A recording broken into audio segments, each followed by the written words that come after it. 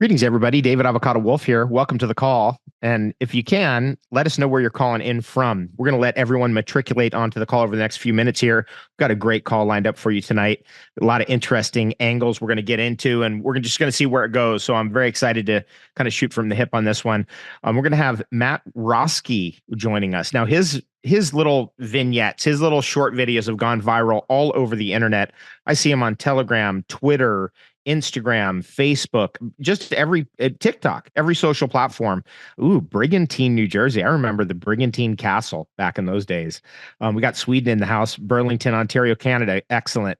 Great. Thanks for chiming in there, everybody, and welcome. Welcome to the call. I'm David Avocado Wolf, and we've got a kind of a marathon of good times ahead of you because this is going to be a call that's going to be inspirational, educational, and empowering. So it's going to kind of hit every side of it. And I guess with no further ado, let's bring Matt on. So Matt Roski, he's cultivateelevate.com. He's just had an awesome voice out there on the internet, and he caught my attention because he's constantly bringing up these things that are so interesting. And so with no further ado, how are you, Matt? I'm good. I'm good. It's almost getting warm again in Arizona, and it should be a great time again. Please let us know where you're calling in from, and we'd love to hear from you. And by the way, there is a question and answer function in Zoom, and you could see it down there at the bottom. If you're on your phone, you'll have to probably hit the thing with the three dots on the screen, your Zoom screen, and you'll see a Q&A function, and then you can vote which questions you like the best. So that's how we're going to do questions and answers. So instead of doing it in the chat, we're going to do it in the Q&A. And by the way, for some of you, you know that we're heading into a detox. It's going to kick off on the 29th of Feb. Geez, how close is that? Is that Thursday? I think it's Thursday. And that's going to be a big detox. And it's the big spring cleaning, right? So it's the most important detox of the year. So we'll leave you some details if you're like kind of caught in the fence, or you're like, wait, I didn't know about it. Or you're thinking, hey, I'll do some spring cleaning. You can still get in and join us on February 29th for the kickoff call. And then we'll go 3 weeks together, at least, probably 4. Depends on how into it you want to get. I used to do these for free for all my customers, but over the years, I found out that if somebody didn't put an ante down, if they didn't put $99 down, they'd skip out. And that really upset me. So that's why we do that. Otherwise, it's, I just try to give as much as I can because I love doing these cleanses. I'm doing it myself. We're all doing it together, and together is always better. Okay, so Matt, how are you? What's the latest? I'm good. Actually, speaking of TikTok, I was just banned on TikTok. All of You're my kidding. videos went against the community guidelines, and they completely wiped my page. So 350,000 gone. And then I made a second page because I was like, you know what? Whatever. I'll just keep posting. And every video I posted up there also went against the community guidelines. So, a lot of these platforms, most people don't realize that they try to block, all this information from coming out because it's providing a solution. But TikTok doesn't like anything like this or electroculture related. Tell us about some of the platforms that you are on and that you're still alive on. I mean, I think that you've got a Telegram page, which is great because they're not going to censor you, but where else? So I use Telegram. We hit 57,000 on Telegram. So I'm thankful for that. And there's no nonsense on there, no censorship. I'm on Instagram too. I have a Cultivate Elevate 1 and Cultivate Elevate 2. I put stuff up on Rumble and YouTube. And then I've been banned from Facebook, I think, since 2020. So that's been a long time of that one. I put up one about LED light bulbs, and they just completely wiped my page and said that's not allowed to talk about.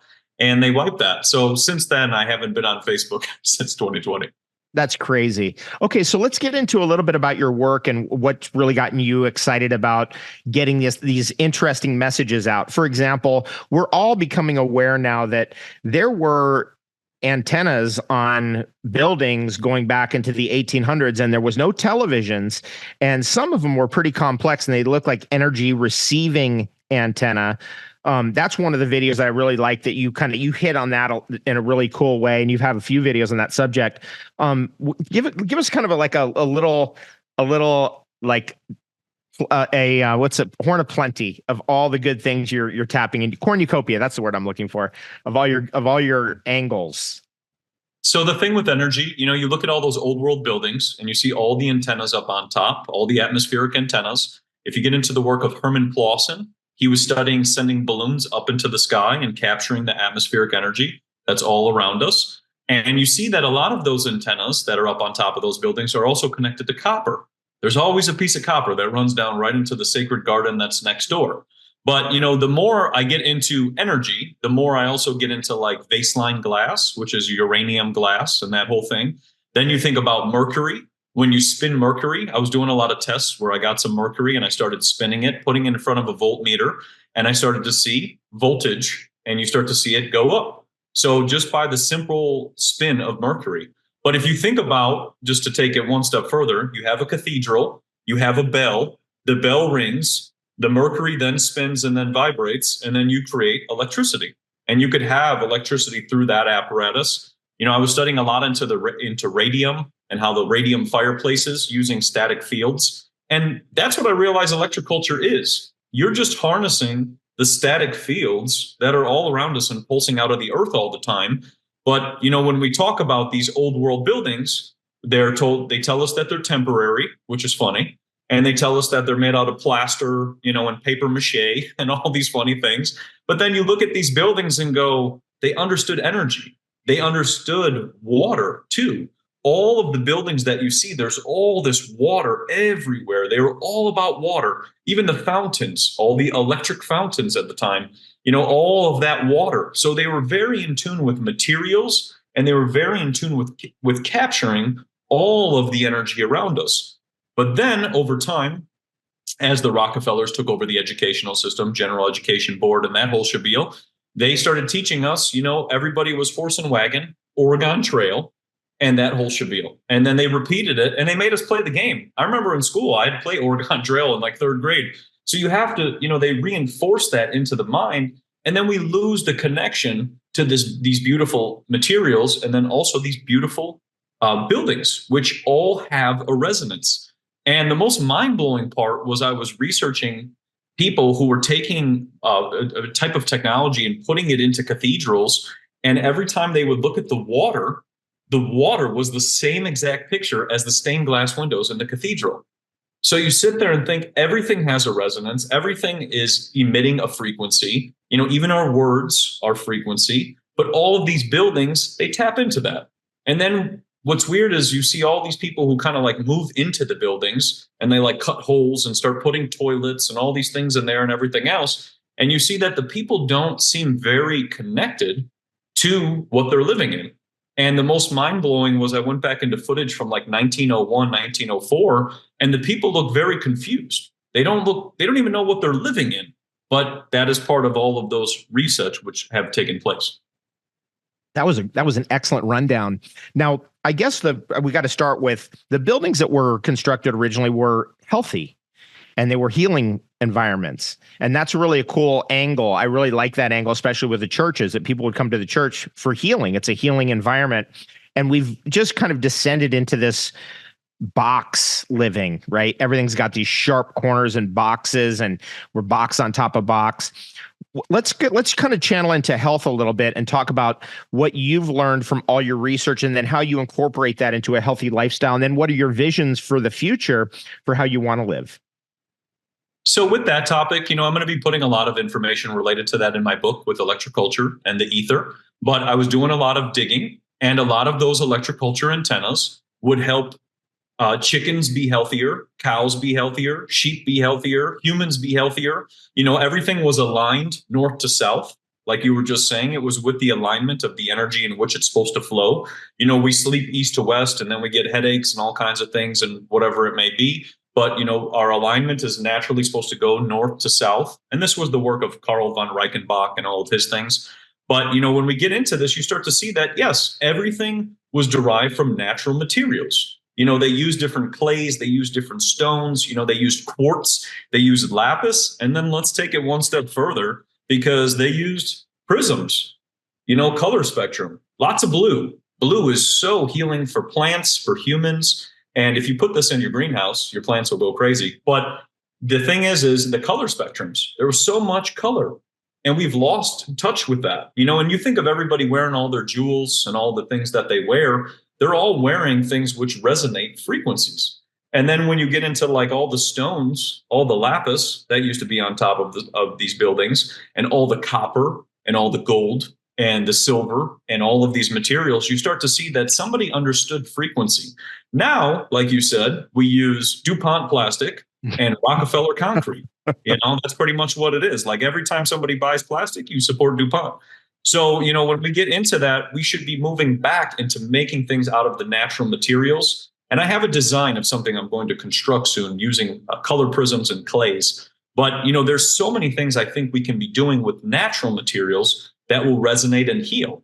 And there was a great book by Edwin Babbitt, where he goes into talking about light. And he talked about how color spectrums can be very healing. So red is very invigorating, blue is very calming, and yellow helps if somebody has a stomach issue. So if you think about the color spectrums of all of these buildings that there used to be, you sit there and go, okay, somebody understood all of this because they have every color, they have all these different materials. And once again, they didn't use the DuPont plastic and all the other stuff. So, through this journey, it's taught me a lot. And as I've gotten into the electroculture antennas, I've seen too that people were placing antennas on top of their chicken coop, on top of their farm, on top of their buildings to capture all that energy. Because I realized we were tricked. The whole weather vane thing is a trick, a lightning rod and everything else. Because when you think about it, why would you have thousands of them? It doesn't make a lot of sense. Why would you have thousands? You're trying to protect yourself from the lightning. But in reality, when you really look at it, you put 1,000 antennas in a certain place so that you can capture energy. That's how HARP works. Everybody knows how that works. It's all antennas. So if you think about your home, you turn on all those antennas, you can elevate your health. And it makes me start to think this is how people maybe used to live to past 300 years of life. Because if you understood how to keep this crystalline structure perfect the entire time, you could live almost indefinitely. But if you put Monsanto poisons and toxins and all kinds of things into your body, this crystalline structure falls apart and the materials around you make it fall apart. And then the body begins to disintegrate. That was beautiful, bro. Everyone's commenting. They love your discourse. It's excellent. You've just got a great cadence.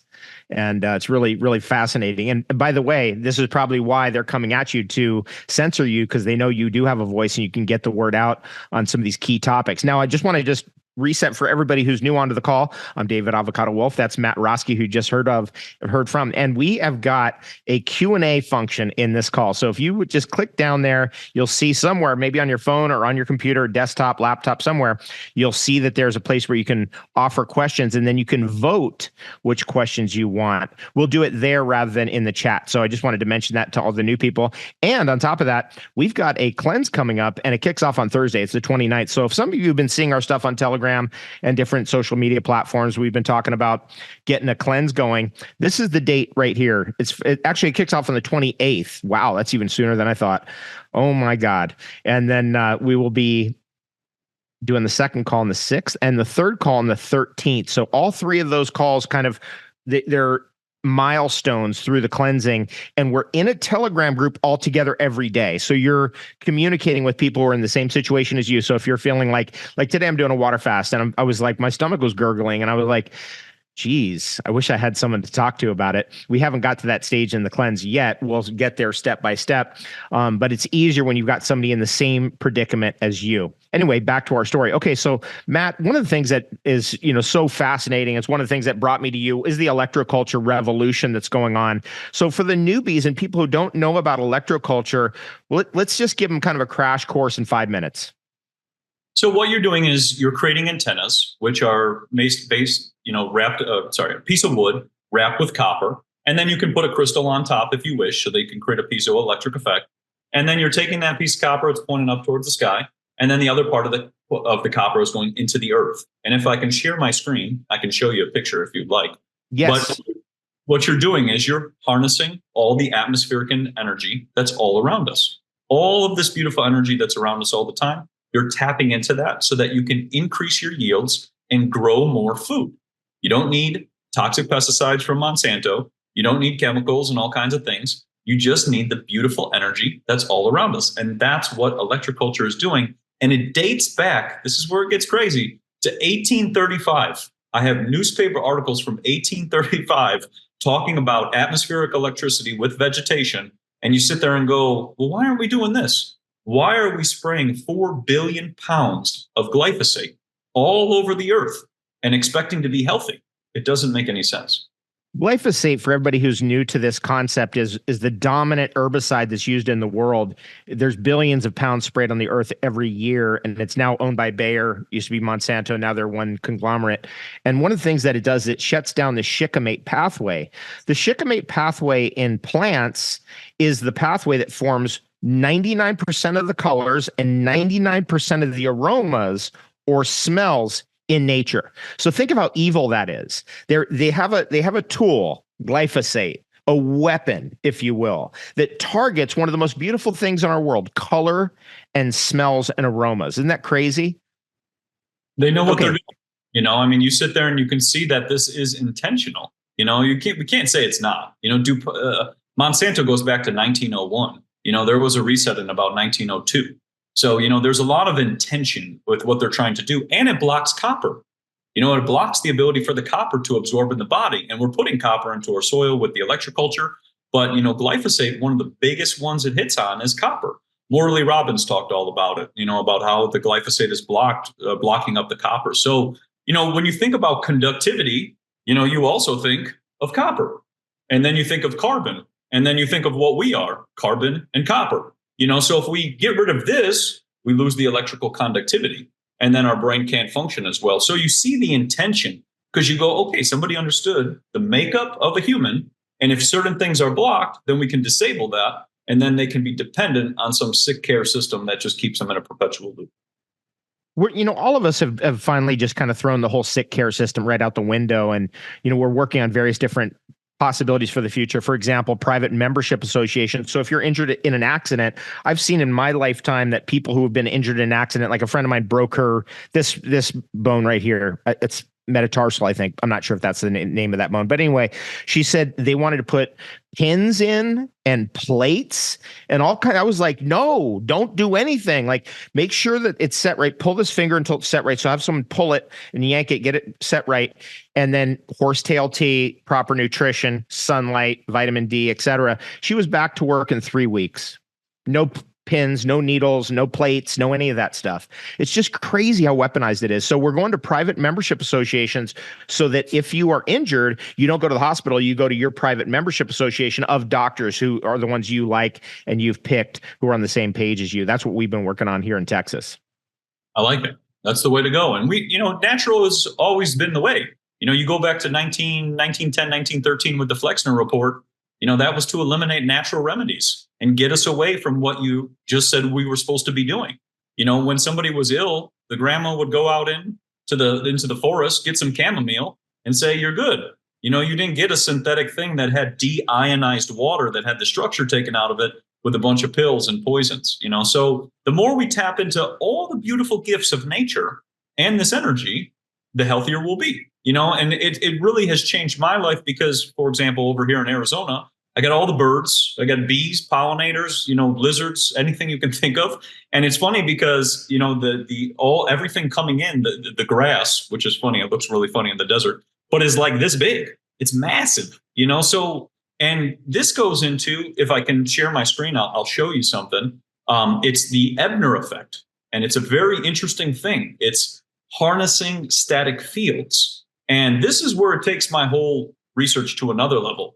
There was a fellow in Switzerland who basically took seeds and put them into high static fields. And what he noticed was the plants, such as corn, instead of having just one stalk and all the little corn coming off of it, it had this massive stalk and didn't even look like what it's supposed to look like. So then he decided, okay, what happens if we do it with fish? And so what he did was he took fish eggs and he put them in the high static fields. And instead of the trout that he was using coming out like a little baby trout, he noticed that it came out almost like the size of a salmon with the jaw of a salmon. And this is in real time. This is real life. This is 2017. So this is not like some, you know, like it takes years and whatever else. So what he learned was he could replicate the static fields that are up in the magnetosphere. That's what he was talking about. So when he started doing this, the whole point of this was to counter Monsanto, because they're trying to gene edit and patent nature. And he thought, I got a counter. And it was remarkable when I started looking at it to his work. I thought, that makes sense. This is what the electroculture antennas are tapping into. There's all these static fields pulsing out of the earth, and we're tapping into them, so things start to get bigger. And it also dawned on me that everywhere you move, think about all the power lines. They always wrap your house in power lines. They're everywhere. They put them every single spot. Those are dampening the fields. So if you start to sit there and go, okay, if I start doing electroculture, I can bring my fields back. And if I start to, amplify the energy, everything should come back. And you start to see that. But you can see the intention. And then it started to make me think, well, what about giants? You think about big people, 18-foot, 50-foot people, doors that are 200 feet tall. Where did those big people come from? Because you don't just build, a big door for fun. It's a lot of materials and things like that. But you start to sit there and go, maybe they understood static fields and they had everything bigger. Because when I look at the old world buildings and all of the books from before 1901, 1902, and 1903, everything's huge. It's just gigantic. So then you sit there and think somebody understood energy and maybe static fields so that they could have bigger people. And all of a sudden the giants kind of died off, or did they because of the change in the manipulation of the fields of our terrain? Something like that happened. I think the evidence on giants has become overwhelming. It's overwhelming at this point. I mean, there's so much material, and you've done a great job of collating that material and just laying it out for everyone to just look at. It's fantastic. Let's go back to the Ebner effect, and if you can share your screen, let's see what you got. I think that's going to be fascinating for people to see. Yeah, let me see how we do this. Okay. Push this. Share screen. While you're doing that, everybody who's in the detox, who's on this call, we've got a bundle deal for you still going. We've got a nice little deal there. Everyone on this call can access it too. Even if you're not in the detox, we'll put a link out there for that. Okay, look at this. Wow, that's your desktop. Nice. The crop circle, high energy. Let me go here real quick. So this is the Ebner effect, if you can see that, on corn. So you can see that it doesn't even look like how corn is supposed to look, at least what we've seen with corn and how we've seen these things. Then you move to the Ebner effect. This is the fish. So the fish has now changed. So that's the fish on the left side. That's the new fish with the larger jaw. And this was just a shorter period of time. They only left them in the eggs in the static field for a short period of time. And then you move to the next one, which is a fern. And you see that it looks like a different plant. It doesn't look like the same thing in which we are kind of used to seeing. And then we move to the next one. And this is the bigger fish, if you can see on the right-hand side with the static fields, and the smaller fish. And you can see the color has actually changed too. So, it really starts to make you wonder if static fields are induced, how big things can be, how large they can be, and what is the true potential of food. We think about those 2,000-pound pumpkins. You start to sit there and think somebody might have understood static fields and energy, to grow such a large, beautiful pumpkin. So this is just an example. And if I can show a couple more, I'll go with some other stuff. Yeah, you've got electroculture antenna there. I see. Let's see that. I'd love to see what you've got there. Electroculture is the new art form. It's so fun creating electroculture antennas. You can see that's a simple one there. I got some better ones for you. Okay, cool. So now you guys are seeing those are fun. I like those kind too. So this is, you're taking your electroculture antenna to a whole nother level. So you're wrapping the quartz or the crystals to create the piezoelectric effect. We don't learn about piezoelectric electricity after third grade. They stopped teaching us that. So this is creating piezoelectric energy. And then the other cool part about it is you get the color spectrum. Like we were just talking about, you're getting all the colors reflected off the stone onto your plants, which is important because with their barrage that they love to do in the skies, they're blocking out a lot of the color spectrum. So when you incorporate a crystal or a stone, that can help amplify the energy. And then that's just copper coils. And then if I show you this is with and without. So then you think of fruit with and without, and you start to get into it. And then, if we go into, I had another fellow, this was a friend, just massive, and these are all going to be in the book. I'm putting all the pictures so people. Nice. That's an electroculture sunflower, I would assume, that one he was just holding up. And this is a 2.6 pound beet, and so you get big beets. And I had it looks like almost like Super Mario Brothers pulling, beets out of beets out of the earth and whatever, like back in the day when they would do that. This is another way to make antennas. So you're using the quartz, and then you're harnessing those static fields with the antenna. Let me see if we got a couple more in here, and then I'll kind of skip forward. Let's see. Oh, this is a great one, and this is the typical thing, and I think everybody should kind of see this. This is Justin Christo Flo. This was one of the original founders of electroculture. Now, if you notice this newspaper article, when it came out, it was about 1920. A real wizard, French scientist, is called the devil's playmate. So in the 1920s, they were trying to debunk him because he was using electroculture to increase yields. And he said, we didn't need pesticides. So you can see how the media, even at that time, that's why I started to notice, even if I go farther back, even at that time was trying to debunk people, and try to tell them, no, it's all woo-woo, it's pseudoscience and things like that. And then let me see if we got some more. I can kind of show you. Oh, this goes back. Now we're dating back 1873. Royal Agriculture Society this is horticulture. So this is going back into that time when they were starting to understand electroculture. And then this is just some more examples, just so you can kind of see the difference. And everything's just larger, and the flavor is better, the smell is better, and it's just remarkable. Let me see if I got a couple more just to kind of show you. Oh, this is cool because, insects come around, they know. Dragonfly sitting on top. Usually it's like a cat or a dog that's always sitting around on top. Oh, praying mantis. You see how everything is connected to this energy, and everything is gravitated to it. Now, we could say they just decided to land on it, but the amount of pictures, as I keep going through, we have quite a lot. It's all different people just showing all their, the different things and animals and birds. Cats sitting by the antenna. They love the antennas. I have all these pictures of cats just sitting grounded right next to the antenna and dogs next to the antenna. Let's see if we got, some wild sweet potatoes. This is a fun one. You can see the curvature that starts to happen with them because you're harnessing that curve. Let's see if there's more. Some big plants. Electroculture in India. Oh, this is a really good one and something to really think about. Sequoia trees. Were the sequoia trees part of electroculture? And it's interesting because this article would talk about that. So then you sit there and think, did somebody understand how to grow those trees and make them massive? And all the gigantic trees that we can have. Let's see what else. A couple more in here. Oh, this one's a fun one. I'm sure you know that plant. Just going wild. Oh, yeah. Interesting. The electroculture could enhance the mind too, because if you think about it, if you enhance the frequencies, you can enhance the mind as well. That's a whole nother story we could probably go into for hours. Let me see what else we got in here. A bunch. These are all before and after. Oh, this is another fun one. These are limes. You got electroculture right side, non-electroculture culture on the left from the store, which is interesting because I just put up a video about food from the store never going bad, which is really strange. Who knows what they're putting on our food nowadays? And, this was I think it was a 42, 20. Oh my God, 46-pound watermelon. Yep.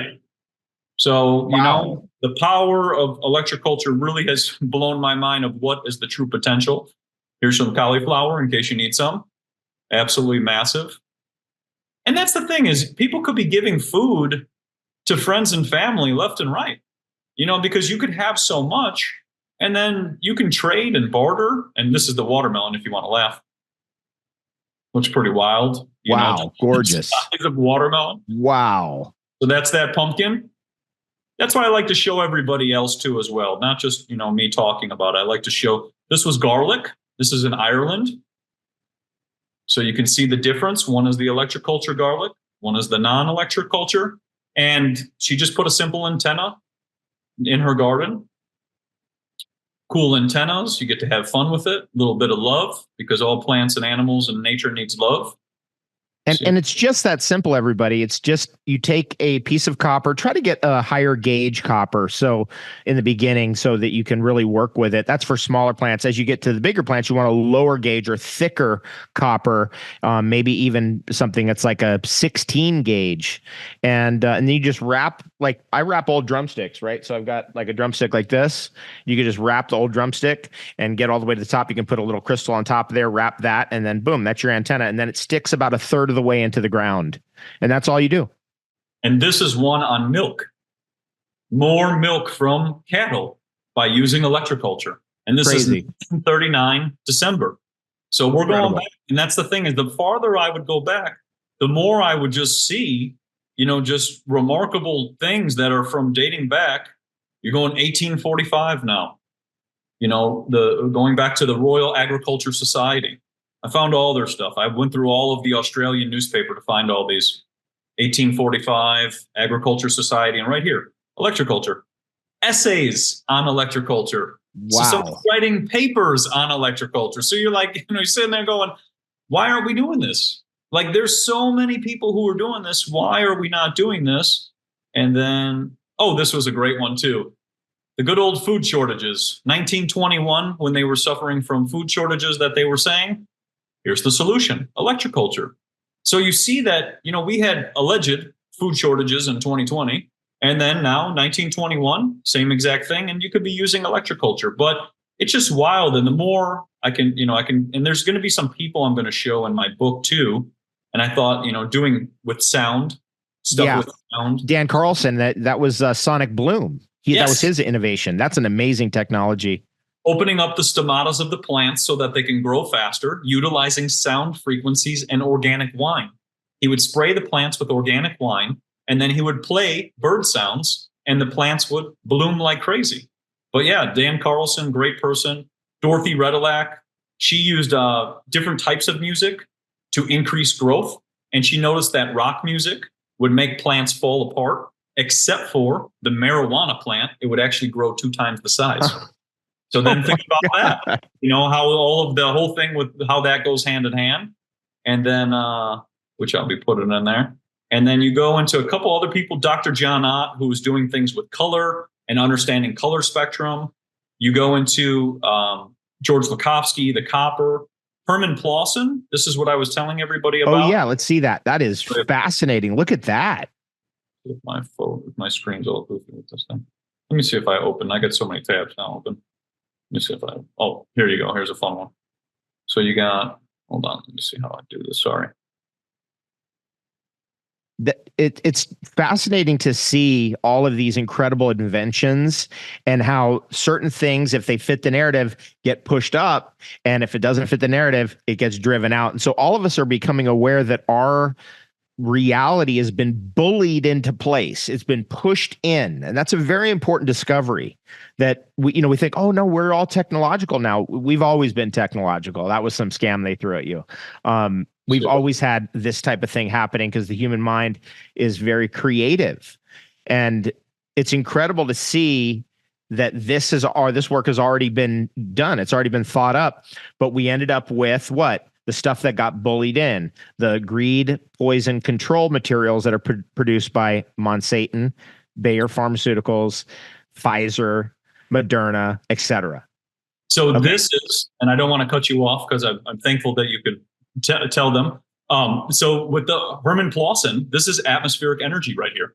So these are the balloons in which he used to send up to the air, made out of copper, made out of bronze, aluminum, and different types of materials of metals. And they would capture atmospheric energy. And if you notice down here in the bottom left corner, these are attached to the houses.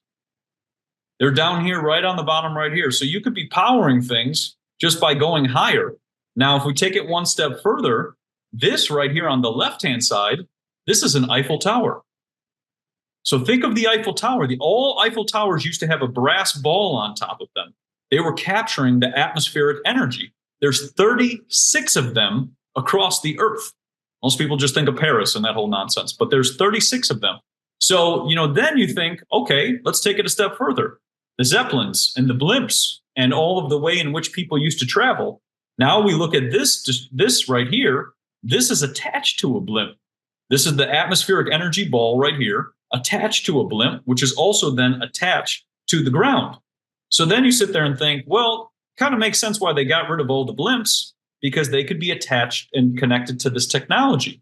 Also, as well, they could provide an amazing way to travel. I have a ton of videos on this, which I'm going to be putting up soon, but they actually used to have a library and a bar inside the blimps while you would travel.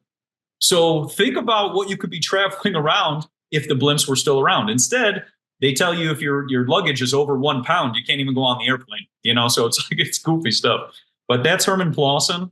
Let me show you just a couple more. What you're saying on that is that the Hindenburg was a psyop. The Hindenburg was a psyop. It was designed to make you believe that balloons were explosive and dangerous, and you don't want to get in one. Here comes our flying airplanes now. And so they moved from the balloon technology to the airplane technology, but the balloon technology has always been there all along throughout all of human history. It was just, oh, we just invented it in 1802 or whatever their most recent story is. But we have evidence that it's gone all the way back to the beginning of humanity. Yes, and that's 100% what it is. There was only one alleged incident, and that was the Hindenburg, when they got rid of all blimps. That was the only one. They traveled 1 million miles around the earth with blimps. It's crazy. They were going all over the place with blimps. So you sit there and go, okay, one incident. I mean, if I walk out on the street, more people get hit by a car than the blimp. So then why don't we ban the car? We don't do that. But it's like you sit there and go, okay, obviously you wanted to get rid of it. And it competed with the airlines. The airlines were huge at that time, and they were competing with blimps. So they had to get rid of that, and helium and hydrogen. Hydrogen is everywhere. It's free. It's all over the place. So, you sit there and think, if you get rid of that, now people don't have a free source of energy to gather anymore. So that goes into that. So just a couple more. I'll show you just some cool ones. This is a fun one. By the way, Matt, when's your book coming out? It should be 4 weeks, and then I'll send it to you as soon as it's ready. Fantastic. Congratulations. Thank you, brother. It's going to have all this. It's my collage of my mind into the book. But this is sorry, I just lost that. This is Les Brown, and this is fascinating. He was preserving food with pyramids. So you would put food in a pyramid and it would preserve itself. And this was done with eggs. So what he would do was he'd crack open an egg, place it inside of a pyramid, and it would turn like this, almost like it was dehydrated. Anytime he wanted to bring it back, he would pour a little water on it and it would come back to its original structure. So then you think, look at the egg carton and the design. It has the exact same design as keeping the shape of the egg. Just like the milk carton has a little pyramid on top of it to keep the milk preserving indefinitely. So he was big on these pyramids, and you guys can see this. This is him. He was creating all kinds of pyramids and designing these things. He was big into quartz, copper, wool. He understood how you could create energy from wool. And then he was also big into food, which if you guys want to see, big beans, just growing big beans with his work. And then we'll go into just a couple more people just to kind of show more potential, because I think, this is just the start. That's wow, that's a cabbage. 82-pound cabbage. This is a man in Mexico who was growing 82-pound cabbages. So you sit there and start to think, okay, imagine that potential and the amount of food. Oh, no, it gets better. Hold on. It gets even better. It gets absolutely enormous. Then we go into here. And this is just crazy. This is just, I don't know why this is putting this all over here. So this is a pumpkin about the size of her. That's a cabbage the size of her. So. Carrots the size of children. Onions the size of a child. And this is interesting because it's an article. I don't know why it keeps putting it over here. It's driving me nuts. Let me see if I fix this. Mexico loses interest in giant vegetable grower. Who would lose interest in having that makes no sense. Like who, what? Abundance. Like we don't want that anymore. We need smaller vegetables and less food and everything else. So you sit there and you see that. And then he was in the newspaper again. And then this relates also to, if anybody hasn't looked into the Russian who used to create all the different flying devices using fractals, Victor, I forget his last name, but Grebennikov. He was creating all different types of things where he would use beetle wings to make levitation devices. Mm-hmm. So we can think of that with electroculture too, the fractals and frequency that come with it. And then let me see if there's any more people in here. We have Wilhelm Reich, who I've talked about many times, balancing out the atmosphere, cleaning up all the nonsense in the air and the chemicals and things like that. Highly recommend everybody looking into his work. He was jailed for this 1953 because he was cleaning up the atmosphere and combating all the nonsense they do in the sky. And then the last person I'm just going to talk about, who nobody ever talks about, but that was Nathan B. Stubbenfield. And Nathan B. Stubbenfield was the original creator of the radio, the telephone, and every device in which we had. He actually created the Earth battery, where it was a battery in which you would place into the Earth and it would get stronger depending on the moon cycles and the sun cycles. And as the Earth would pulsate more energy, it would pulse larger amounts of static fields, and he could tap this battery in and light up all of his devices. Now, what's also fascinating is he created the Earth telephone. And that's what that picture was just showing. The device in which you would take a copper rod, you would dab it into the Earth, you would connect up that big piece I just showed you with the antenna and everything, and you would be able to call your friends and family through the Earth. You didn't need the radio. You didn't need to be on air. You didn't need Marconi's poisonous radio technology and all of that. You could use the Earth. And he understood this because he couldn't afford a telephone. That was the whole thing. So he decided, why don't we just use the Earth? So he plugged these copper antennas into the Earth, and he would communicate amongst each other. So, when I got into his work, I started to realize that the Earth is always pulsing energy all the time. We just have to tap in. And that's what this whole, you kind of see my book in a snippet, but this whole journey has been, that we can tap into this energy and use it for so many things. He explained, think about this. All the cell phone towers we see, and how there's a transmitter next to it? That transmitter is to power that cell phone tower. He said that it's the most inefficient technology ever created because it starts on fire. It has all these issues. You need all this energy. And he's like, we could just use the Earth. We don't need to use all this stuff going up in the air. Plus, all the stuff going up in the air poisons us. It hurts our health. So Nathan B. Stubbenfield was against all that, but he's just a wonderful soul to look into. But my whole book of this whole topic that we're talking about and kind of gathering is a stepping stone for people to move into things and see just all different avenues. What's the name of the book? It's going to be called Electroculture, Gardening, and the Ether.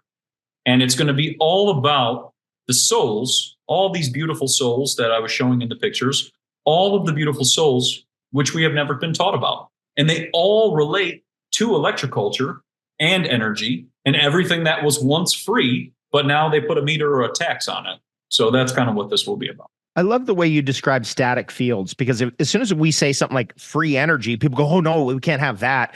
But the fields are there, and all you're doing is just tapping into them. And they're always there. And that's another way to think about free energy. It's just a source of energy that's just there for our taking if we understand what it is. Now, I want to ask you, Matt, that this drive that you have, you've got so much cutting edge information. What are some of your best go-tos in terms of research? Like, I was thinking of Rex Research. That site has some amazing stuff, all the different patents from the people like Victor Schauberger stuff and everything in between. What are some of your go-tos? Rex Research is amazing. I quoted him in my book so he can have his fair share because he's done so much. His website is crazy with the amount of stuff you can find on there. Archive.org, I think, is phenomenal too. You can go back before 1920s, which I always recommend everybody go back before 1920s because everything changed. You see all this nonsense. They started making things up. So before 1920s, absolutely phenomenal. Archive.org. You can use a search engine called Yandex. It's a great one. It's owned by the Russians, and you can search anything that you want. It actually is like searching on the original, how Google used to be. You would search something, and it would actually come up. Nowadays it says like, are you sure you want to look this up? It's like, I'm trying to look it up. Of course I want to look it up and whatever. So I use that. And then when I'm researching books, so what I'll do is like, let's say I have a book, I'll go to the back of the book and I'll look at the resources from the back of the book. Any book that I buy that's before the time of 1930s, I'll look through that book and start going, okay, who are these people? Like I looked up like General Clausen, who was like 1841. And I'm like, who's that? I've never heard of that person, during the Civil War nonsense and whatever else. But he was a guy who created greenhouses using blue stained glass windows. And he would do one blue glass and 8 clear glasses in his greenhouses. And he grew 4,000 pounds of grapes in his greenhouse in 1871 or whatever it is. And he was supposed to be winning records. We don't even hear about this, like it's crazy. But when I found him, I was like, I've never heard of this person. But when I was going through my books, I'll find a name and then I'll just start researching, or I'll start looking through the back. And then I always try to find, I think what's really important, a hardcover of things too. Because sometimes with these PDFs, unfortunately, and most people don't know, that they just like wipe certain parts of the book. You look at a PDF and it's like missing the last 50 pages and you're like, where'd those go? So with that, I try to do a lot of that, but just going back in time, because I realize it's all been there. There's nothing new under the sun. It's all been presented in front of us. We just have to go back and we have to take the choice to go back. But Yandex, archive.org, Rex Research, and I think there was like Biblioteca was one too. They don't have too much, but they have some information. That's just another one as well. Fantastic. Okay, well, we've had quite a few questions roll in, 34 to be exact. So I thought maybe we just start heading that direction, because you and I could rap about this stuff for hours. I mean, giant plants, giant food. It's the most amazing subject in the world, and yet we are in a system which has taken us a completely different direction. So take note, everybody, of what could be, because the only reason it ended up being that is because of government indoctrination camps, otherwise known as schools. If we weren't indoctrinated in schools, we could have learned other things. And that's what the internet gives us the possibility of doing. And also Matt's book and just the amazing things he's bringing to the table. Okay, so now I want to just jump to the top question here. And by the way, you guys can vote on questions, so you can upvote something if you want to really answer a good question. Hit that vote button. Okay, first things first. What are your thoughts on LED red light therapy? Any products you recommend? So with LEDs, they emit radio frequencies. So this is really important for people to be aware of. That's the same thing as a cell phone. So they can mess with your health and your circadian rhythm, your heart, your brain, everything. And then also too, the color spectrum is the same as a street light. So, with all of this whole push of what they're trying to push with LED this, and it's going to save the planet. The funny thing is the oldest light bulb is an incandescent bulb. It's the Centennial bulb. It's still burning in California since 1904. So why do we need LEDs if the most efficient light bulb is an incandescent? And we banned them, which makes no sense. You can still find them at Ace Hardware, but with getting into red light therapy, you want an incandescent bulb or a halogen bulb. Those would be your two best options. If you cannot find those because you are in a country in which is going against the grain, you can use candlelight, and you can do a candlelight meditation to get the red color spectrum, orange, yellows, and all of those colors that you're missing. If that is not an option because somehow fire is banned, you can get a red glass and put it on top of a light so that you can at least get the red color spectrums that you're missing. Because a lot of the times when people are suffering with the red light situation, it's because they live in a place in which it's cold, the sun is gone, and they're missing that spectrum. And then they want to book a trip to Mexico. That's usually how it always goes. It's always the same thing, because they need those color spectrums. But stick to incandescents, halogens. There's a website, 1000bulbs.com. You can go on there and you can get as many bulbs as you want and stockpile as many as you want. But they have all different types of little, red bulbs and things like that. Awesome. By the way, for me, what I did is I went back to those old 1970s, I guess it's a halogen bulb or whatever it was. Those, it looks like a floodlight, but it's a red light from the old bathrooms from the 1970s. That's what worked for me. Nice. Okay, let's keep going. Are EMF protection devices effective? Stickers for phone or units for the house? What's your take on that? So that's a funny one, because I was actually going to make a video on that. But, what people don't know, this is kind of like a magic trick, actually. The hand is blocking the frequencies. So when they hold the sticker in front of the meter and they show that there's no radio frequencies or EMF coming off, the hand is actually blocking it. Now, when you take the same sticker and you put it in front with the device and you put the meter like this, you see the same frequencies go. So with all of that, I highly recommend people airplane mode, for their phone, hardwire. I have the internet plugged in. If you come, over, the internet gets plugged in with the Ethernet cord and an adapter, no Wi-Fi, none of that, because all of these devices in which they're trying to sell you, a lot of them, they don't know if they really work. And I can pick up on frequencies heavily, like very, very strong, walk into a room, I can tell you it's pulsing, whatever. And there was a place they had like a Blue Shield or some of it, whatever it was, something like that. Felt no different. Absolutely no different. So I think sometimes with a lot of these, they seem like a solution, but it's cheaper. It costs $20 to get an Ethernet cord and an adapter. It's $20. This device over here is very expensive and doesn't make any sense. So I go with the $20 solution because I think that makes more sense. Smart. By the way, everyone who's on the call right now, we do have something very interesting coming up. And Matt, maybe you want to come out for this. We do have our health conference coming out. This will probably be the last live call that I'll do before that conference, which is March 22nd, 23rd, 24th in Southern California. So we'll be in Laguna Beach, California, right in Shervin's backyard. That's my cousin there. You can see him. He's my oldest student in the field of health and longevity. So we're going to do the event together. We'd love to have you there, Matt. We'll throw a ticket your way or two if you want to be there. But for anybody who wants to be there at that event, it's going to be fantastic and a very special, like uncensored, anything goes. We actually don't have a hotel. There's no one's going to be telling us like, oh, you can't serve that food or this or that. All gone. So it's going to be under our direction completely. Okay, so let's get back to the questions. Copper cups, plain water only, I'm assuming, no lemon, ACV, or salt, right? Because it interacts with the copper, it'll eat into the copper. Is that true? Yes. So a lot of the times if you put salt in there or you put lemon, it will start to eat away the copper and then it'll start to change its structure. But where should we get copper cups and plates and things like that? Do you have a recommendation? The best spot, I always tell people antique stores. And the reason I say that is because there were a lot of people who went out and bought copper cups and they sent me a message and their copper cups are changing color and turning into something that it's not. And so I just say, try to go to an antique store. I'm working on doing some stuff with copper cups in the future, but it's just been a slow journey because I want it to be correct. And I got a bunch of other things I want to add to the cup, and make it more advanced and everything else. But, with an antique store, you can find all kinds of gems. There's so much, or even a thrift store or even some crystal stores. But, just look into the past because there's a lot of heavy duty stuff. And anytime I'm collecting things, I'm on like a vintage website trying to collect it, with the old school materials. But that would be the way I would say to go.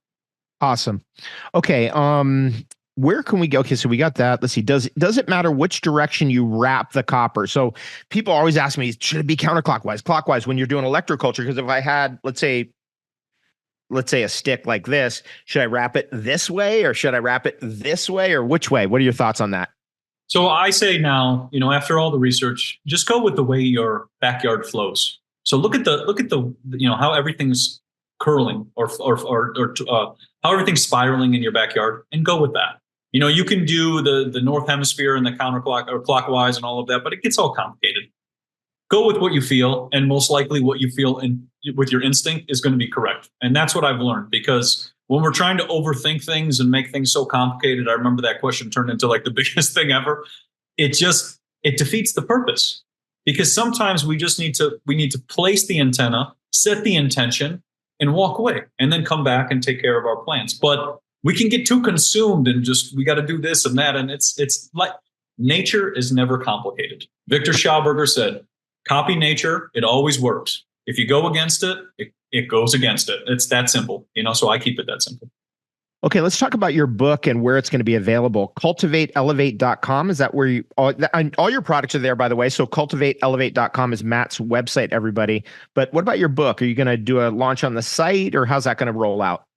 So we'll have it on the website, and that's probably it. Amazon, I don't think is too friendly for anything. I have gone down those routes, and whatever else, they're not really business friendly, let's say.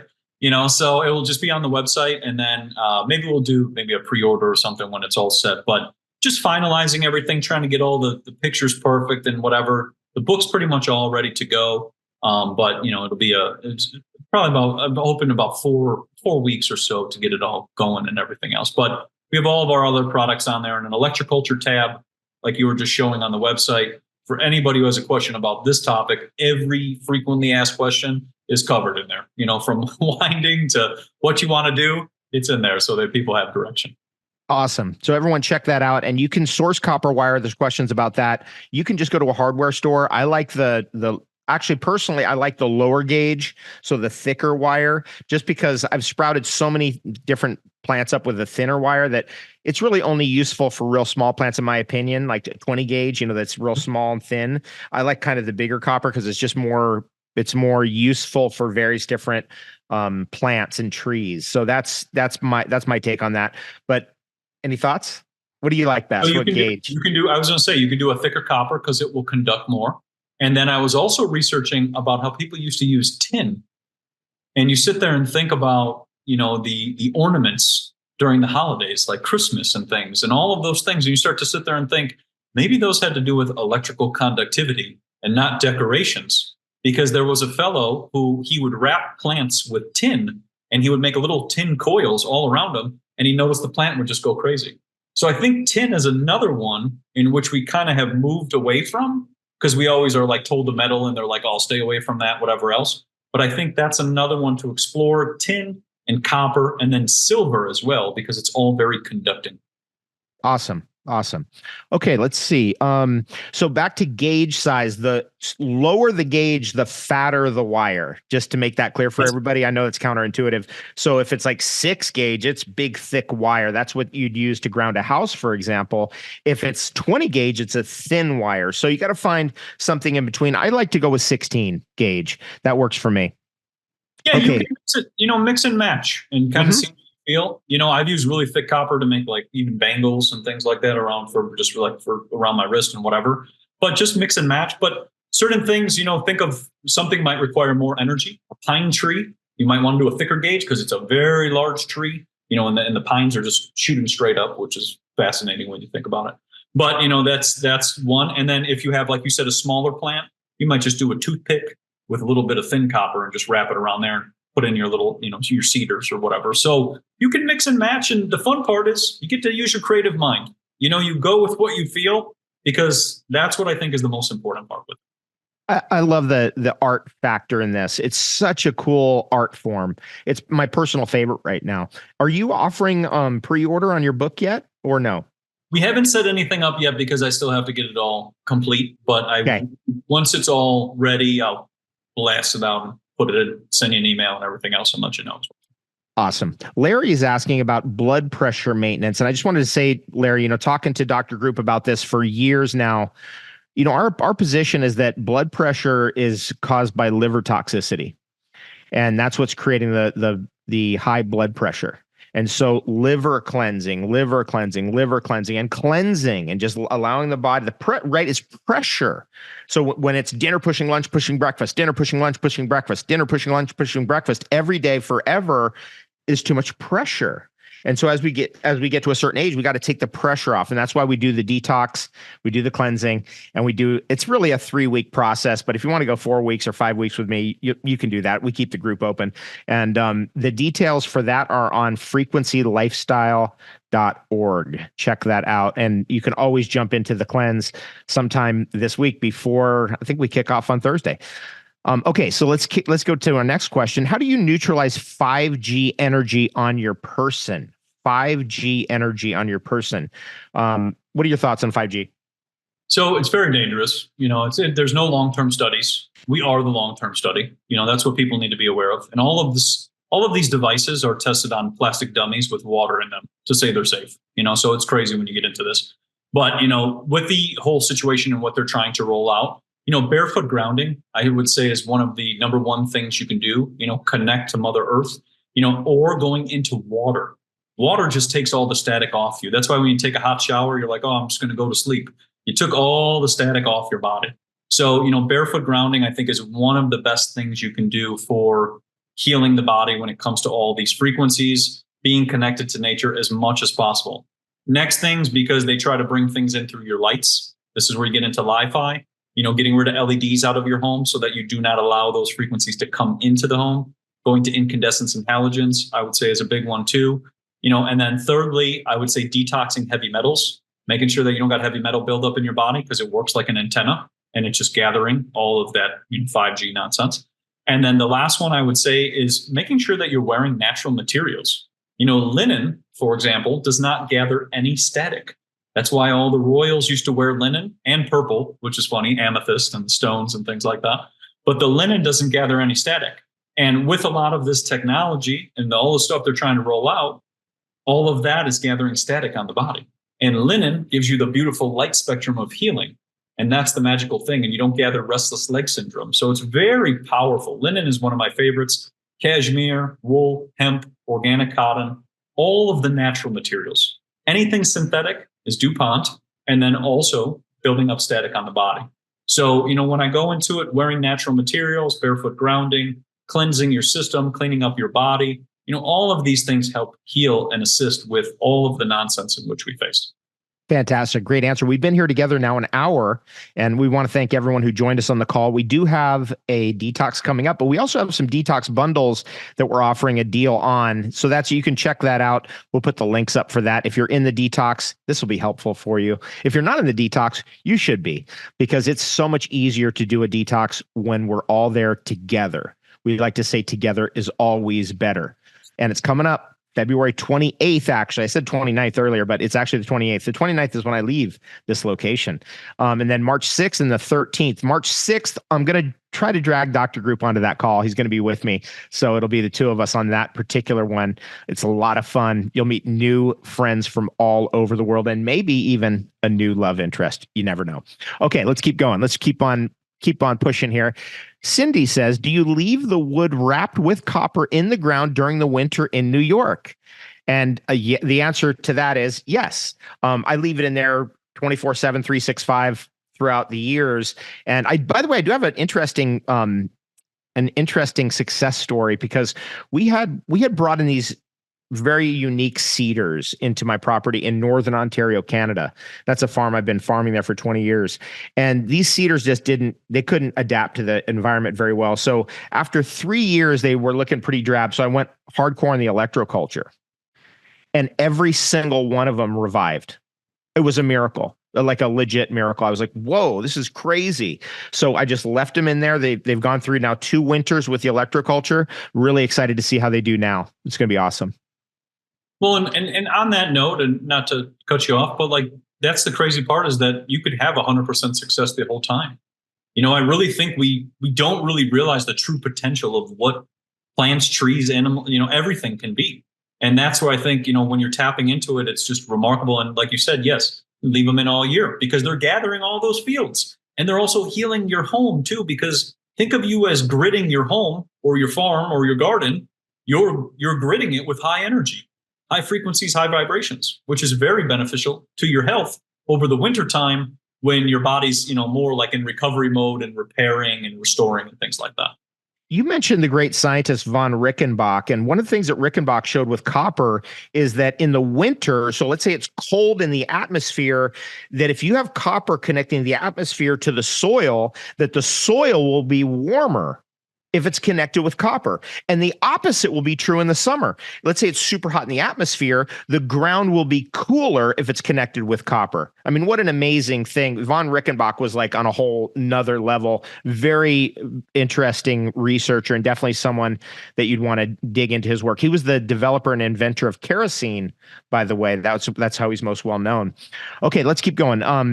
Karen says, Avo Matt, can you please talk on using copper grounding wires touching smart meters with aluminum mesh covering, EMF protection? Thank you, Karen. I'll mention that first. Yes, that's a good way. So what you can do is you can mesh your smart meter and then ground it. And if you do it right, I've had this happen to me, they have to come out and still read it manually because the signal does not get through. And that's good news. So you can ground a smart meter. We've had so many issues battling these maniacs on smart meters, which are really just surveillance weapons and very dangerous for fires, crazy danger. And so it's been interesting for sure. So my recommendation is to mesh it, block it, ground it, and see if you can squelch out the EMF field that comes off of it, which is, I think, I want to say, is it 99 cell phone calls an hour or something like that? It's some crazy number. Yeah, it's nuts. When you get the meter, it's just like off the charts, and it's constantly pulsing. And what people don't realize too is it pulses through the side of the wall. Depending on your house, it can actually go through the other side. So I've seen people where they're like, my daughter or son is on the bedroom, and it's like, you should shield that because that's trying to go through. But another option too, like you just said, grounding, great, and asking for an analog meter. You can actually reach out to your company and ask for an analog meter. Say, I don't want the smart meter. If I have to pay $5 a month or whatever else, I would like the analog meter, and they will come out and take it out. But like you said, it's a lazy way for them to say, like we can check it, but then it's just pinging the whole time. And if we remember, like Paradise, California, a lot of fires that happen, smart meters all attached to the spots, and each one, when they notice a lot of those fires at one time, a lot of the spots in which burned on the house was the smart meter. Which reminds me of like Tesla vehicles and that whole push that they try to do, which are always catching on fire as well too. Awesome. Okay, Louise says, can you use a copper pipe instead of the copper wire wrapped stick? And the answer is yes, you can. You can be as creative as you want to with it. You can even take copper pipe and then wrap copper around that. Or I took a copper pipe, wrapped wax paper around that, and then wrapped brass around that just to see, let's see if we could create something interesting happening. I did see an earth battery, by the way, Matt, that was running, that was using, it was using zinc. So it was galvanized steel that has zinc coating on it against copper in the ground. So if you put those two in the ground opposite each other and the ground is wet, it will create a current or a charge between them. That's important to know. And in fact, it's enough to run a little light bulb. That's for sure. That's as far as my research on free energy has gone. But I'd like to go deeper, and I am going to go deeper. Yeah, that one's an interesting one. And the taller you go up to 15 feet, you can light an LED. You just have to be 15 feet. That's where and if you take a voltmeter and you put it up in the air about 15 feet, like if you go up on your balcony, you'll see the voltage just standing. So, you sit there and go, it's all there. Even if it's microvolts and everything else and whatever else, there's so much energy into that. But yeah, that you can do a lot and experiment with it. You can take copper, load it up with quartz and basalt. You can stick those in there. You can put crystals and stones in there. The compression, you can do that. You can do sand, because sand has a lot of silica. So you can take a copper tubing, fill it with sand and quartz. It'll compress as the earth compresses too. And that will also, bring out energy too. But there's so many fun ways, you can get to have fun with it. And then also with your kids, you can teach them too. I had a little, he was an 8-year-old who tagged me in an electroculture video with big squashes. And he's like, I'm doing it. He's shaking the camera, all those things. But, that's the fun part is we're tapping back into what we understood as a child. But over time, like you said, through the Rockefeller educational system, we lost that. And then we're now dependent on a system that tries to keep making money on us. Okay, I wanted to just mention something that you might know something about this. I've talked to everybody about this. I call them Hieronymus sticks. I don't know where I got that name from. I thought it was from The Secret Life of Plants. Turns out it wasn't. So what it is I will take a hollow tube, like a tube of copper, and so copper piping, and I will put in there, I'll put in charcoal, I'll put in sand, I'll put in gems, I'll put in quartz, I'll put in different various objects, like for example, wax. And I'll pack that in, and then I'll put that into the ground. And that was an old technology that people used to use to keep their land, and would radiate out even as far as an acre, depending on how big the stick is and how much crystal is in there and how much sand and how much wax, paper, whatever you put through in there. And do you have a name for that, or do you know what I'm talking about? Because it turns out I was wrong. It's not a Hieronymus stick. I don't know what the name is, and I don't know where that came from. In the book, The Secret Life of Plants by Christopher Tompkins, I know they talked about cosmoculture, and that might be where that's connected to. There was a fellow who wrote a book on cosmoculture where he would load up pipes with quartz, and he would put maybe that's it. Okay, let me take a note on that. Cosmoculture. I'll look that up. He's got an H. I think his name's with an H. But he would load up pipes, put an essential oil in it, and they had quartz in there. And he would use that to amplify the energy or to deter pests at that time, which is another topic that they're not pests, but, to deter them. And that's where that is. So cosmoculture, that's what that is. That's what I'm thinking.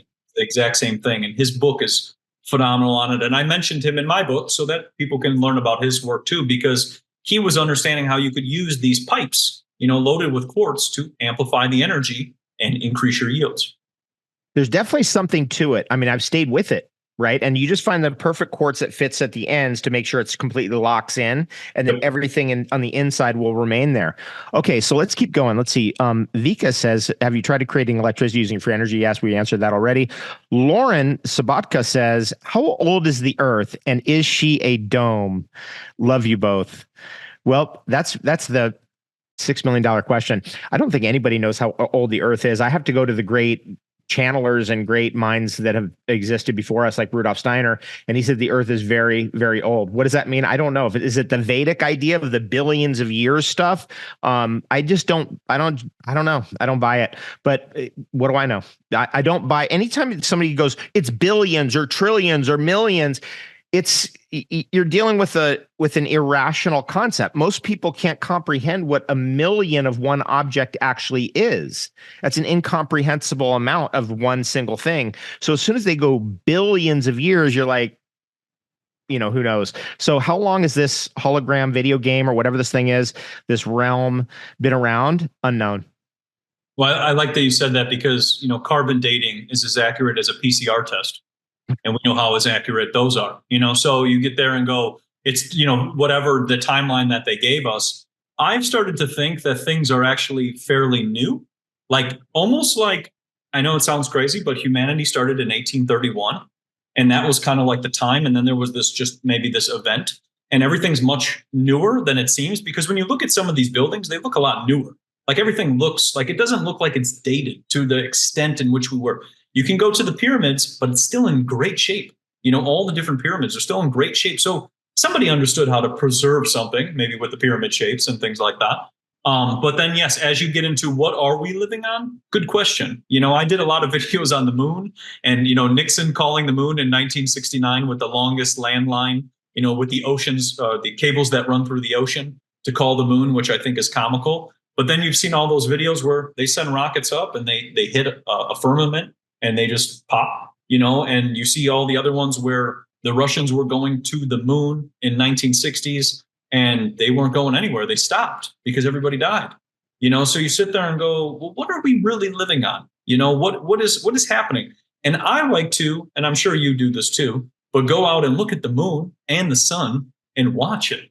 And watch all the, strange anomalies that actually take place, that like the moon is rising over here. Then all of a sudden this day it's over here. Then it doesn't come up. It decides to just not come up till 9 p.m., during a full moon. So you see all these anomalies and you start to wonder, we should question all these things. And I think if we start to ask questions about our realm, we'll start to get more answers, rather than the book, which is written by, the Smithsonian Institute to try to just brainwash you. The notorious Smithsonian Institute. Yes. Unbelievable. The latest from them is in the 1860s, 1870s, 1880s, there was reference to steles, Egyptian steles in the Gulf of Mexico that would guide you into the Mississippi River. And they were removed in the 1890s by the Smithsonian Institute, and then all of it was erased. So this idea that the Egyptians hadn't made it to the New World is completely phony. They had made it to the New World. They had completely colonized the New World. They were all up and down the rivers. They were up the Mississippi River into Cahokia Mounds, the largest pyramid complex in the world. Anyway, that's another subject. A good subject for you, though. The Cahokia Mounds is fascinating. For hours. Yeah. What kind of wood would you recommend for electroculture wand? I would use the wood that's in your backyard. And I say that because it resonates the same frequency as you. In the book, Shape Power by Dan Davidson, he talked about how wood emits 1.6 hertz, which is the same frequency we know with everything else. So if you think about it, you want to use the wood that's in your backyard. If you can't find wood for whatever reason, you can go to the local hardware store and they have wood dowels, and you can use something like that as well too. But wood that's in your backyard is picking up on the frequency of you, just like Marcel Vogel showed all that, where he was talking to plants and communicating between plants. We are very connected with our land and with all of our plants that were around. High silica material has been what I found lasts longest. So, for example, bamboo works Oh really yeah. well. So, if you've got bamboo in your area, I'd recommend using that. Okay, Jack says, what are your thoughts on the use of copper slash gold slash silver internally for the COVID phenomenon? We are going to have an interesting group come out to present at our conference in Laguna Beach, and they have been using copper, silver, and gold. I think they're called Energetic Elements. I think that's the name of the company, and they've been having crazy results, incredible results, shocking results with those three. So I'm all for it. I mean, I think that the noble metals really have a major role to play in our own health, of course, and they've probably gotten a bad rap, right? Mostly we're going to hear, oh, what about heavy metal poisoning, or some other nonsense they'll throw at us. What are your thoughts, Matt? Well, I think you think of like David Hudson and Ormus, all of his work. I mean, Ormus is very, very healing. I mean, you can get into it with gold, silver, rhodium, palladium, all the different metals. They're turning on different parts of the mind. I think, like you said, heavy metals get a bad rep, and we don't really kind of go into this because it's like, oh, we should stay away. But, your brain, like we said, there's copper in there, there's gold, there's silver, there's trace minerals of all these things. And when we start to bring those things back in, I mean, things light up real fast. And back in the day, I experimented with a lot of Ormus. It's some pretty wild stuff. You get to the point where you can like predict the future. That's the best way to describe it. Like I was telling my buddy, I go, somebody who's going to walk in right now is going to say hello to you, and his name's John. And 5 minutes later, walks in, says hello, my name's John, and he's like, "What's going on?" I go, "Dude, Ormus, you gave it to me. I don't know. I'm just telling you what I see." But that's the thing is when you go back into alchemy, and we go back into like glass, this whole thing is alchemy. Is that glass? Is that prism glass? Yeah, this is glass. Yeah. What a beautiful piece. Yeah, and when you get into like the blue glasses, they used to use cobalt, and they used to use all these copper dyes. They used to use, I think it's copper ammonia sulfate, which is similar to lapis, which is funny when you think about it. But they used to use all these different concoctions with alchemy to put into glass. So if you think about when we're going to consume certain things related to alchemy as well, then you're bringing that into your mind and allowing the body to regenerate and heal. And I think we need to tap back into that, because if you think of Steiner prep and everything Steiner related, he was doing alchemy with the cow horns and the quartz and the crystals and putting them into the earth. That's alchemy too. So we have to tap back into that. But I think it's a rabbit hole that we could talk about for hours probably.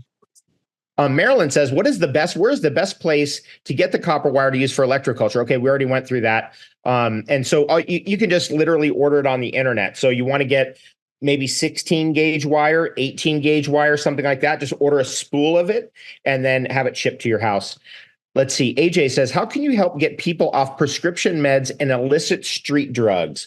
How can you help people get away from the medical system in general? I'd love your take on that, Matt. What do you think? Well, I mean, the first thing I would say is going all organic. I watched the documentary GMOs Revealed. You were in it, years ago, changed my life, 22 hours long. I mean, you understand organic, that's for sure. You really get it. And then you go, okay, this is why I need to eat organic. And I think when people start to realize that if they change their food, that everything else will come with it. Because we changed our diet, we went all organic, and instantaneously, I mean, all my health ailments and everything started to go away. And I thought, this is it? All the professionals were telling me it's genetic and I'm getting older. What a script, that's for sure. But I realized that if we just clean up our body, we clean up our food, we clean up our water, we clean up the frequencies, we clean up our clothes, we do a lot of barefoot grounding, we connect with nature, the body just begins to regenerate fast. And we don't need all the stuff. And the thing is anytime somebody gives you something synthetic, it comes with a bunch of other side effects too. So then you have to try to figure out how to get rid of all that. So it never really makes any sense to keep getting these things which have deionized water in them, which removes the structure out of the body, and then trying to be healthy. So for me, when I had all my health issues, tonsillitis, all these things, it was just cleaning up my diet and getting rid of anything pasteurized, because that's a real big one. That's a billion-dollar industry, pasteurization, pasteurizing everything and zapping everything and ripping everything out. Going to unpasteurized food, eating raw, eating organic, knowing my farmer, sourcing local, all of those things. And then as you clean up that, you could bring in beautiful superfoods to amplify even more and just kind of turn back on the meridian pathways, which are purposely being disabled. Well said. Okay, Olga has a question. I heard about the concept of burying water, and after a while, more water will be magically created out of the earth. Any info on this? Now, I've got a little story about this. Years ago, I got a giant, it's like a giant vase would be the best way to, it's like, no, it's like an amphora. Probably better, amphora would be a better description. So it's about 6 feet tall, and then it comes to a lip, right? Like amphora do, that sits above the ground, because I eventually buried the whole thing in the ground, and it was a Victor Schauberger thing. They're like, pound copper, pound zinc, mix it in there, swirl water inside when it's buried in the earth. So the actual entire amphora is sitting in the earth except for the top neck. And then you fill it with water, and then you do those things and you swirl it around in there. That thing, it's the craziest thing ever. Minus 40 in Ontario in the winter, and that thing never cracks and never freezes. Never cracks, never freezes. Minus 40 out. I don't get it. I'm as confused as anybody. It's one of the weirdest things, one of the weirdest experiments I've ever done. And I just love filling it up because it's a source of water. If let's say going to be gone for 3 weeks and there could be a drought, I'll just fill that thing up, and it's holding so much water that gradually it'll percolate out, but it never does go completely dry. So there is some truth to what Olga was asking, is like, is it pulling water in? Yeah, I think it is. Well, and also too, we're never running out of water because we live on a water planet. You think of all the people when their basements are flooding, the water is coming up from inside the earth into their basement. So they're like, oh, it's leaking. It's like, yeah, because the earth is just constantly creating water. In the great book, New Water for a Thirsty World, or the primarywaterinstitute.org, so people can look into that, research all the water situation, unlimited water, never run out of anything. Another wonderful myth we've been told. But I like that you say that about the putting the vase into, or the vase into the earth. It's unglazed, by the way. It's unglazed, so it's not sealed off. So it does breathe in and out. Which is, yeah, Victor Schauberger talked about how you could do that with trees too. You could wrap them with like a little mound, and you could keep them so that they can breathe and have that energy.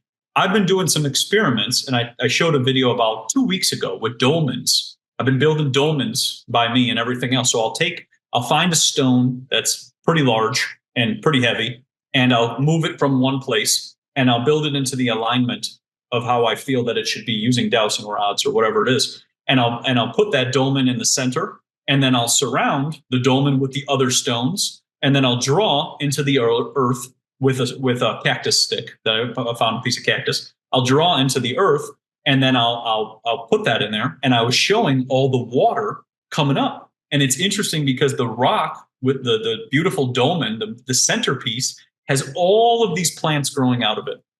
So you start to sit there and think, people used to take seeds and put them in dolmens, and they used to, put them in pyramids and do these things. Imagine what we would do is if we built all of these beautiful dolmens and gridded our land too, then everything would start turning all green. And I videotaped all of the land turning green. It's hilarious because of the assortments of the dolmens, which are lining up to the energy above us and then the energy below us. And you see the most craziest things with the droplets of water are just floating. You just see an orb, and it just looks wild to see them all over the place. And you sit there and think, it's just hanging out. Like water is like mercury. It's a living substance. They're both alive. We just see one version, with the earth, and then we see another one, over here.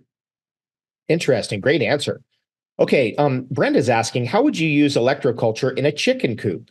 And there's a number of answers to that. So what I would do is I would have electroculture in the ground around the chicken coop, and then I would actually have the whole chicken coop itself in some way wrapped with copper going all the way up to the top, so that the actual chicken coop has an antenna on it. That's my answer. What's your answer, Matt? I was going to say that I think is a perfect one, or you can put the antenna off to the side, and you can ground it and then put it off to the side, and it'll still gather the energy too. And I have a picture, which we'd have to screen share again and go through all that. But I have a picture that I'm going to be putting in the book where the antenna is sitting over here, the chicken coop is here, and it's just right underneath. So, we can be using this to increase, the egg production. The cool thing was Justin Cristo Flo saw that the chickens, they became more fluffy. All their beautiful feathers were very fluffy and very healthy and vibrant. So if you think about it, all we're trying to do is just preserve animals, insects, birds, humans, everything on here, and utilizing this energy so that we can amplify everything and heal. But you can use them for chicken coops as well. Nice. Michelle says in Avo's inner circle calls, and by the way, we have a bunch of people from my inner circle on this call and a lot of new people. And by the way, we're going to go into, after this call, I'm going to grab Matt. We're going to take a little 15-minute break, and then we're going to go into the inner circle call. So anybody who's part of my inner circle, you'll be a part of that. You can always join my inner circle. We have an incredible group and a lot of new people now. It's a really fun, exciting, innovative group. I mean, we're always just onto something fascinating. And electroculture has been a dominant subject that we've talked about. Obviously, nutrition is a major part of what we get into, but folk remedies come up a lot, because we'll have somebody who's a parent and they're like, my kids got this and I tried this and that. What should I try? And then, I'm pretty good with folk remedies. That's one of my go-tos and one of my strengths. So that's what we do in the inner circle. It's a lot of fun, great for families, great for single people as well. And Michelle says, in one of those calls, I've heard him speak about copper around a stick in a pot of sand in a bedroom, attached to the same setup in each corner of the room. I'd like to do it, please. I've only done the sticks wrapped with copper and poked into the soil near plants and trees. Thank you. I'm trying to think of what this is. I've heard him speak of copper around a stick in a pot of sand in a bedroom. Oh, okay. So I've done that a lot. And so in my bedroom, by the way, I grow cactus and beach sand. I mean, everybody tells you can't do that. Don't do that. It's bad, or whatever their trip is. I've been doing that for 25 years. I don't know. They don't know what they're talking about, but whatever. And then I'll put electroculture in my room. So all of the cacti in my room have all kinds of electroculture in them, which is basically electroculture in sand. So to me, it's like a repository of friendly orgone energy, to borrow a term from Wilhelm Reich. Any thoughts on electroculture in sand, Matt? I think that can work well. It's like tensor fields.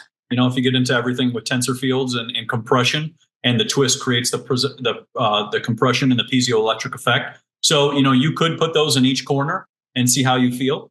And that's the fun thing is, you're coming up with solutions, but you're trying to also find ways to mitigate things, but you can have fun with it. Sand is very powerful. Basalt is very, very powerful. Volcanic ash, it's gone through the alchemy process of the volcano and coming down and everything. So you could use that. That's very healing too. People used to eat it. That's another one that they don't want to talk about. But, you can use that too as well. But yeah, you can mix and match and you can create different designs and see how you feel. You'll see your animals probably sit next to them too. And that's why I always go with watching the animals, because when you watch animals, he'll tell you what to do. If they're sitting next to something, you should be sitting there. They're telling you that there's energy here or that there's water here, and you should be sitting there as well. Awesome. Okay, we're getting down to the wire here. Last couple questions.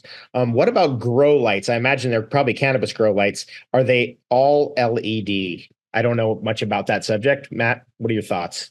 This is a fun one. So on the side of the box, it says that these lights will appear to be healthier and greener. Or I'm sorry, these plants will be healthier and greener if you use LED grow lights. So the phrase appear healthier and appear greener means that they're not healthy and that they are just, they're showing that they look healthy, but they're really not. And then if you think about the mineral content, you're getting this skewed light spectrum. This goes into the book, Dr. John Ott, Health and Light, where he was experimenting with different colors with plants and things like that. And certain plants would, if they emitted certain colors, they turn all male. And if certain colors, they turn all female. And I kind of think about what happened in 2020. While everybody was locked up, while they were putting out towers and all the stuff that they were doing, they changed out all the streetlights. Those color spectrums changed the whole realm on the exact same time in 2020 to 2021, because we had all those red sodium bulbs originally that used to be on every street corner. And now we have these LEDs which emit a different color spectrum. So the whole realm changed. And then when people are saying, oh, we got so much more pollen, you have a different color spectrum. So, this is where when you get into LED grow lights, I don't agree with any of it. It emits radio frequencies. There's a flicker. It's dangerous. Stick to the old natural ways and the sun, because even on a shady day, with this little cloud right here, you still get rays through the clouds. And I think that's the better one. Awesome. Okay, Jing Master, we'll do this as the final question. And by the way, thanks everybody for joining us. We are going to do that detox this week. If you want to jump in, jump in. We'll put the links in there for you. Detox bundles are available. Electroculture. You can find out all the information on that and check out Matt's products at cultivateelevate.com. Check him out. He just got banned off TikTok, so you can imagine, it's wild out there, right? And that's got to be emotionally taxing. And then we are also going to be having this health conference in Southern California on March 22nd, 23rd, 24th. Please check that out. It's going to be an incredible gathering of really important, like-minded individuals. And these kinds of events have very strong ripples that they send into the universe. And it's going to be, I think, a very special one this time because we do about one of these a year, and just the location, it's incredible. Laguna Beach, 7 a.m., we're in the ocean, cold dipping. Then we're doing Qigong, then yoga, then we're walking to the event. So that's how it's going to go down. Jingmaster asks, do you think electroculture could make it possible to grow avocados in the Pacific Northwest? Electroculture supposed to increase heat and cold resistancy, right? Okay, great question. And I guess it's a little bit more complex. So let's get back to von Rickenbach. Von Rickenbach said if you have electroculture happening around a tree, and I did this, actually, I tested this on an anacacho tree. The anacacho tree is a beautiful ornamental tree that was native to about 3 counties in Texas and about 2 counties in Mexico. So right there at the southern border, and therefore can't really handle cold like most other trees, ornamental trees in this environment. So we did some electroculture on it, and it easily handled the cold. And I think that goes back to von Rickenbach. He said that if you have electroculture, which means that you have the copper above the ground and below the ground, in the cold, when the atmosphere is cold, the ground will be warmer. If the atmosphere is very hot, which it is in the Houston area, then the ground will be cooler, which is friendlier to roots. So there's something to be said for that. Now, can you grow an avocado tree, through a frost? You could. There's definitely you can. Yes, you can. I guess there's some limit somewhere, but maybe it gets back to the static field concept that Matt was discussing. I don't know. What are your thoughts, Matt? Yeah, because as you're going into that, I kind of sit there and think like there's anomalies where things are growing in places and you're going, wait a minute, that doesn't even make any sense that it can grow there. But what is the difference? Is there a different static field? Is there different energy there that's allowing those plants to grow? Like, for example, Arizona is loaded with pines. It gets 122 degrees. So you sit there and think, why would a pine tree grow where it's 122 degrees? Things that just don't really look. You're driving down the street and go, it doesn't make a lot of sense. You think of cactuses and things like that with antennas all over them. But I think the potential of things are just at a level that we don't even understand. I think that we can definitely do things that go against the grain that we've been taught, and like even the frost resistant, water resistant, all these things. I had one lady, I remember she was growing blueberries up in Washington in the middle of January. And she's like, I'm still getting them. And she's like, this is wild. So then I sit there and think, okay, then what are seasons? And like, are seasons like a shift in energy? Like, is that what this is? Or are they manipulating the energy and then that creates a season? You start to think all these different things about like our realm, and maybe seasons are not even supposed to exist. That's where you get into the islands. Like you used to be on the islands. It's the same every day. So, then you start to wonder, okay, well, if it's the same every day, if something can grow here, then could it grow over here? And I think electroculture kind of takes us into, being able to see something different and experiment. If you think a plant can grow by you, try it out, because like, for example, when I was learning about the dragon tree and dragon's blood and that whole thing that I've been going into and learning about that plant is all over the place. You find them everywhere. So then you start to go, wait a minute, then it's supposed to be in this climate, but now all of a sudden it's in this climate. So then what is the different, factors? And maybe it's static fields. Could be. Fantastic call, Matt. Thanks so much for joining us. We're going to jump over to our inner circle call. We want to just thank everybody who made time out of their busy Sunday evening to join us. We went a little extra for you guys. And Matt Roski, dude, you rock, bro. Thanks so much. You crushed it.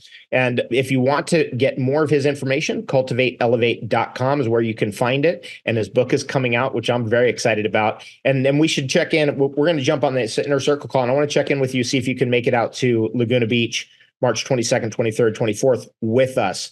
Thanks, everybody. We'll see you on the next call. Have the best night ever. Cheers.